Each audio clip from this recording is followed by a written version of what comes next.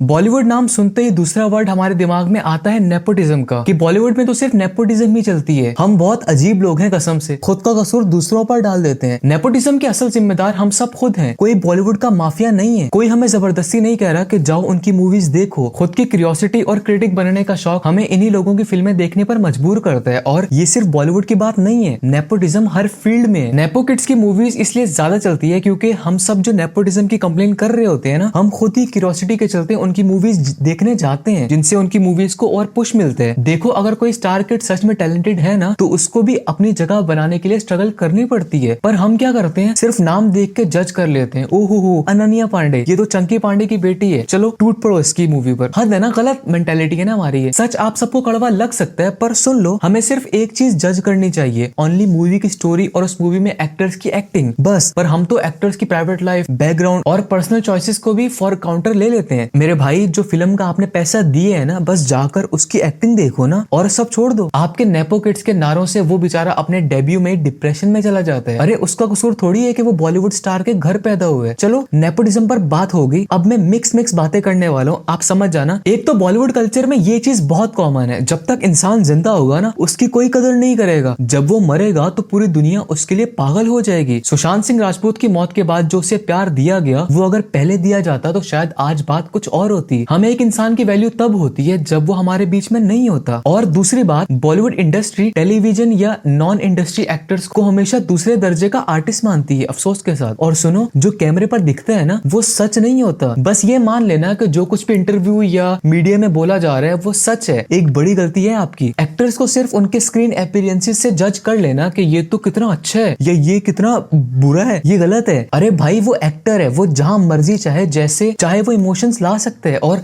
जैसे मर्जी चाहे वो दिख सकते हैं। आप एक्टर्स की पर्सनैलिटीज के पीछे पागल मत हो जाया करो। आपको नहीं पता, जो इंसान कैमरे के सामने इतना अच्छा दिख रहा है, हो सकता है कैमरे के पीछे वो एक ईवल हो। हमें असल में नहीं पता कि कौन कैसा इंसान है। और हाँ, ये मत समझ लो कि इस मूवी ने 100 करोड़ रुपया कमाया तो ये तो बहुत अच्छी मूवी है। हर 100 करोड़ कमाने वाली मूवी अच्छी नहीं होती। बहुत सारी मूवीज सिर्फ सॉन्ग्स की वजह से भी हिट हो जाती है, पर उन मूवीज का असली कंटेंट तो जीरो होते हैं। और ऐसे बहुत से अच्छे म्यूजिशियंस हैं जो अंडररेटेड होते हैं। टैलेंट से ज्यादा बॉलीवुड में ट्रेंड्स और कनेक्शंस चल रहे होते हैं। आप खुद सोचो, हर मूवी में kissing scene, item song, hero की धमाकेदार एंट्री और विलन का मूवी के लास्ट में मर जाना, ये जरूरी क्यों होता है? क्योंकि ये ट्रेंड है। ऐसी बहुत सी बॉलीवुड में एक्ट्रेसेस हैं जो ऑन स्क्रीन किसिंग सीन्स नहीं करना चाहती, पर उनको मजबूरी में कॉन्ट्रैक्ट के चलते करना पड़ता है। हाँ, यही तो चल रहा है बॉलीवुड में। और दूसरी तरफ जो एक्ट्रेसेस होती है ना, वो सिर्फ खूबसूरत होनी चाहिए, चाहे एक्टिंग आती हो या नहीं, भले उसका नेचुरल टैलेंट ही क्यों ना हो। अगर उसका डार्क कॉम्प्लेक्शन हो या थोड़ी सी हेल्दी बॉडी हो तो इंडस्ट्री उसको एक्सेप्ट नहीं करती। ये गलती इंडस्ट्री की भी नहीं है, ये हमारी गलती है कि हमने ऐसे स्टैंडर्ड्स बनाए हुए। और सुनो, इंडिया की सिर्फ एक बॉलीवुड ही इंडस्ट्री नहीं है, बहुत सारे रीजनल सिनेमाज भी बॉलीवुड इंडस्ट्री से अच्छा काम कर रहे हैं, पर उनको वो लाइमलाइट नहीं मिलती जो ये स्टार किड्स की फ्लॉप मूवीज को मिलती है। सोशल मीडिया ने कुछ एक्टर्स को इतना बड़ा बना दिया जैसे वो एक्टिंग के देवता हो, जबकि असली टैलेंट किसी कोने में छुपा हुआ होते हैं उनका। सबसे सैड बात जो मुझे बॉलीवुड इंडस्ट्री की लगती है वो ये है कि डायरेक्टर्स और स्क्रीन राइटर्स जो असली कहानी लिखते हैं, जो मूवी को सक्सेस दिलवाते हैं, उनका नाम मूवी के सुपर हिट होने के बाद भी कोई नहीं लेता। अरे भाई, जो डायलॉग सुनकर आप किसी एक्टर के फैन बनते हो ना, वो उसका खुद का नहीं होता, वो तो जस्ट रट्टे से उसे पढ़ रहा होता है। आप उस एक्टर के उस डायलॉग की वजह से क्रेजी फैन मत बना करो, और जिसका वो डायलॉग है उसका पता भी नहीं होता आपको। कितनी गलत बात है ना ये। आप सब सिर्फ फेसेस को अप्रिशिएट करते हो। और एक सबसे बड़ा मसला मुझे बॉक्स ऑफिस को लेकर लगता है। बॉक्स ऑफिस के नंबर्स का प्रेशर हर किसी को है, इसी वजह से ये तो सेम टाइप की बकवास और रिपीटेटिव स्टोरीज बार बार बनाई जा रही हैं। और आपने कभी ये सोचा है कि इंडिपेंडेंट सिनेमा खुद कहाँ है? छोटे प्रोडक्शन हाउसेस और इंडिपेंडेंट फिल्म मेकर्स जो ओरिजिनल और हाई क्वालिटी कंटेंट ला रहे हैं, उनको सपोर्ट ही नहीं मिलती। जो एक्चुअल में क्रिएटिव लोग हैं ना, उनको इग्नोर किया जाता है बॉलीवुड इंडस्ट्री में। और तो और हम सेलिब्रिटी कल्चर में इतने फंस चुके हैं कि असली मेहनत करने वाले जो लाइट्स के पीछे काम करते हैं ना, उनको सराहते ही नहीं है। सराहना तो दूर की बात, उनको देखते भी नहीं है। देखो, जब तक हम खुद ये एक्सेप्ट करने के लिए तैयार नहीं होते ना कि इंडस्ट्री का असली मसला क्या है, तब तक ये सब चलता रहेगा। और अगर हम लोगों ने स्टैंड नहीं लिया ना, तो बस फिर हमेशा की तरह ही एक नए चेहरे का वेट होगा, एक नई गॉसिप का,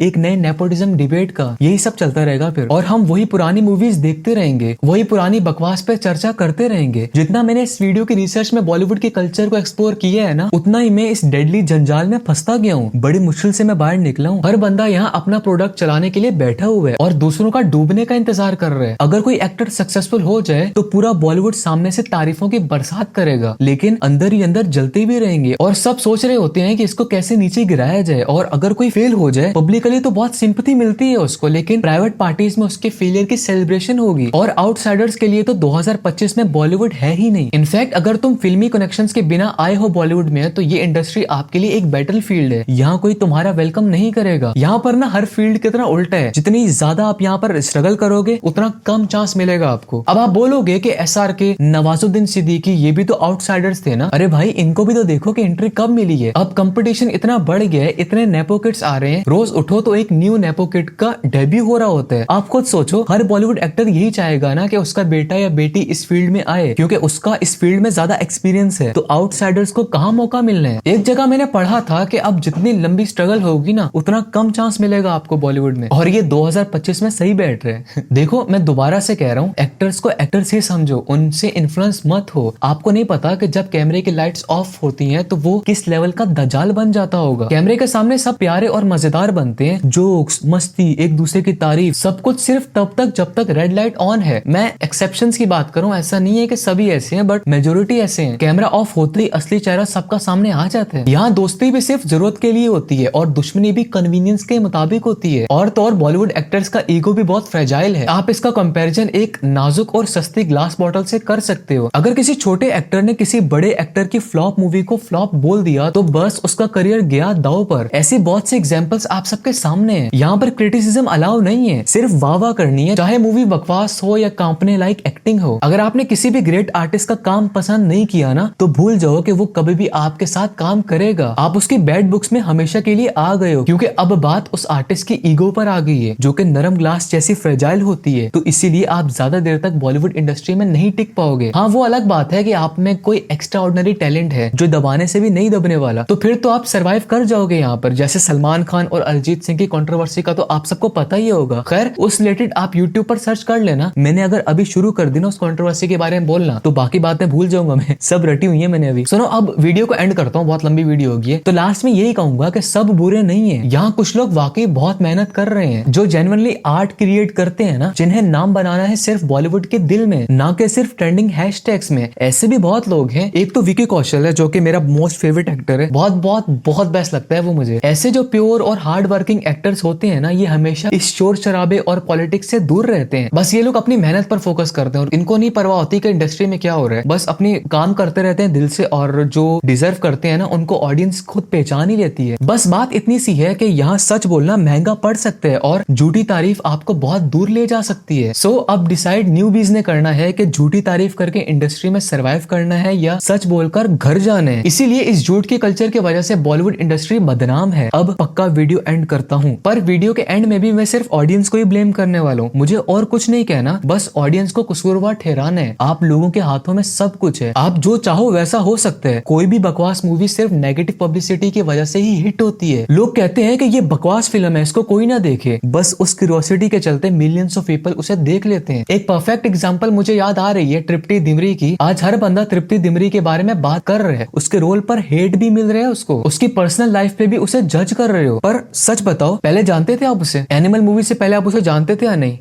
यही तो होता है बॉलीवुड में, जो नेगेटिव है ना उसको हाइप मिलेगी और जो अच्छा काम करेगा उसको इग्नोर कर दिया जाएगा। और ये जो रोज बरोज बढ़ते हुए नेपो किड्स हैं, ऐसे जैसे बारिश में मेंढक निकलते हैं, सेम वैसे नेपो किड्स रोज के रोज निकल कर आ रहे हैं। टैलेंट की तो वैसे भी कोई वैल्यू नहीं रही ना, सिर्फ सरनेम चलता है बॉलीवुड में। एक्टिंग आती हो या नहीं, बस लॉन्च मिल गया तो समझ जाओ आप बॉलीवुड के नेक्स्ट स्टार बन जाओगे। मतलब टैलेंट वाले स्ट्रगल करते थक जाएंगे और ये नेपोटिज्म वाले बिना एक्टिंग सीखे मूवी साइन कर लेंगे। तो एंड में दोबारा बोलूंगा कि कसूरवार सिर्फ ऑडियंस ही है। अगर आप लोग अच्छी मूवीज और टैलेंटेड एक्टर्स को सपोर्ट करो तो इंडस्ट्री चेंज हो सकती है, पर नहीं, हमें तो बस कंट्रोवर्सीज और गॉसिप्स पसंद है। तो अब आप बताओ इस वीडियो से सीख क्या मिली आपको? बॉलीवुड की इस हालत का असली जिम्मेदार कौन है? इंडस्ट्री है, स्टार्स है, डायरेक्टर्स है? नहीं ना, ऑडियंस हम खुद हैं। बाय।